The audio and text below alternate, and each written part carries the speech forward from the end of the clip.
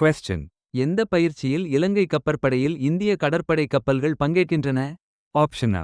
Varuna. Option B. SLINEX 25. Option C. Milan. Option D. Cobra warrior. The correct answer is SLINEX 25. Question. எதிர்கால விஞ்ஞானிகளுக்கு ஊக்கமளிக்கும் வகையில் இஸ்ரோ விண்வெளி ஆய்வகம் சமீபத்தில் எங்கு திறக்கப்பட்டது? Option A. Bengaluru.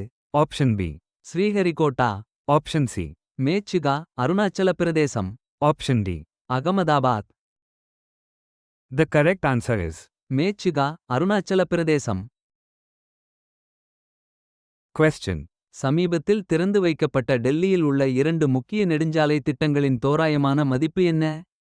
Option A. 5000 கோடி ரூபாய். Option B. 8000 கோடி ரூபாய். Option C. 11000 கோடி ரூபாய். Option D. 15000 கோடி ரூபாய். The correct answer is 11000 கோடி ரூபாய். Question. எந்த அமைப்பின் பஞ்ச் மிஷன் சமீபத்தில் அதன் இறுதி சுற்றுப்பாதையை முடித்து ஆரம்பகால சூரிய அவதானிப்புகளை வெளியிட்டது? Option A. ISRO. Option B. இஸ்ஸா. Option C. NASA. Option D. JEXA. The correct answer is NASA. Question.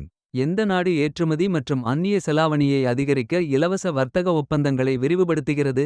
Option A. India. Option B. நேபாளம். Option C. இலங்கை. Option D. வங்காளதேசம். The correct answer is இலங்கை. Question. எந்த அமைப்பு டெல்லி பல்கலைக்கழக மாணவர்களுக்கு AI மற்றும் சைபர் பாதுகாப்பு பயிற்சி அளிக்கிறது? Option A. Microsoft. Option B. Google cloud. Option C. Amazon வலை சேவைகள். Option D. IBM. The correct answer is Google cloud. Question. லடாக்கில் புதிய சுற்றுலா தலங்களாக எந்த பகுதிகள் உருவாக்க திட்டமிடப்பட்டுள்ளன? Option A. லே மற்றும் கார்கில். Option B. நுப்ரா பள்ளத்தாக்கு மற்றும் பாங்காங் ஏரி. Option C. சியாச்சின் மற்றும் கல்வான். Option D. ஜான்ஸ்கர் மற்றும் Dras. The correct answer is Siachen மற்றும் கல்வான். Question. IIT டெல்லி எந்த முக்கியமான உள்கட்டமைப்பில் பீகார் பொறியாளர்களுக்கு AI பயன்படுத்தி பயிற்சி அளிக்க உள்ளது? Option A. நெடுஞ்சாலைகள். Option B.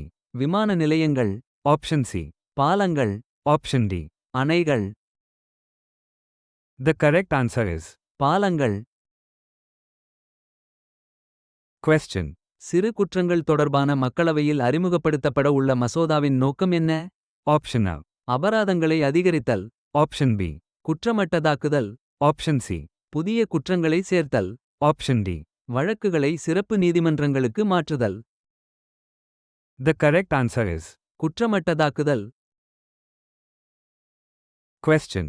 கடந்த 7 ஆண்டுகளில் இந்தியாவின் இருதரப்பு வர்த்தகம் எந்த நாட்டுடன் 3 மடங்கு அதிகரித்துள்ளது? Option A. Ilangai. Option B. நேபாளம். Option C. மாலத்தீவுகள். Option D. வங்காளதேசம். The correct answer is மாலத்தீவுகள்.